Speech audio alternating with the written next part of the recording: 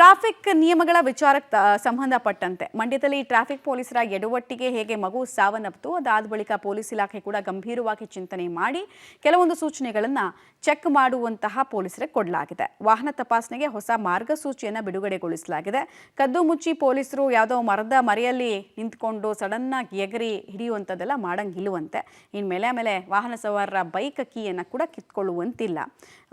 Vehicle ಚೆಕಿಂಗ್ಗೆ DG and ಐಜಿಪಿಯಿಂದ ಹೊಸ ರೂಲ್ಸನ್ನು ಜಾರಿ ಮಾಡಲಾಗಿದೆ.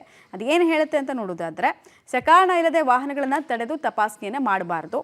ರೂಲ್ಸ್ ಬ್ರೇಕ್ ಕಣ್ಣಿಗೆ ಕಂಡ್ರಷ್ಟೇ ವಾಹನಗಳನ್ನು ನಿಲ್ಲಿಸಬೇಕಂತೆ. ಜಿಗ್ಜಾಗ್ ರೀತಿಯಲ್ಲಿ ಬ್ಯಾರಿಕೇಡನ್ನು ಹಾಕಿ ವಾಹನವನ್ನು ತಡಿಬಾರ್ದು. ರಸ್ತೆಯಲ್ಲಿ ದಿಢೀರಂತ ಅಡ್ಡ ಬಂದು ವಾಹನವನ್ನು ನಿಲ್ಲಿಸೋದಕ್ಕೆ ಯಾವುದೇ ಕಾರಣಕ್ಕೂ ವಾಹನ ಸವಾರರಿಗೆ ಹೇಳಬಾರ್ದು ಅಂತ ಇನ್ಸ್ಟ್ರಕ್ಷನ್ಸ್ ಹೋಗಿದೆ. ದ್ವಿಚಕ್ರ ವಾಹನದ ಹಿಂಬದಿ ಸವಾರನನ್ನು ಹಿಡಿದು ಎಳೆಯುವಂತಿಲ್ಲ. ಸುಮಾರು ಸಲ ಹಿಂಗೆ ಮಾಡ್ತಾರೆ. ವಾಹನಗಳ ಕೀಯನ್ನು ಕಸಿದುಕೊಳ್ಳುವಂತಿಲ್ಲ. ವಾಹನ ಸಂಖ್ಯೆ ಗುರುತಿಸಿ ಕಂಟ್ರೋಲ್ ರೂಮ್ಗೆ ಮಾಹಿತಿ ಕೊಡೋದು. ತಪಾಸಣೆ ವೇಳೆ ಪೊಲೀಸರು ರಿಫ್ಲೆಕ್ಟಿವ್ ಜಾಕೆಟನ್ನು ಧರಿಸಿರಬೇಕು. ಗೊತ್ತಾಗಬೇಕು ಪೊಲೀಸರು ಇದ್ದಾರೆ, ಚೆಕಿಂಗ್ ಮಾಡ್ತಿದ್ದಾರೆ ಅನ್ನೋದು ಗೊತ್ತಾಗಬೇಕು ಅನ್ನೋ ನಿಟ್ಟಿನಲ್ಲಿ.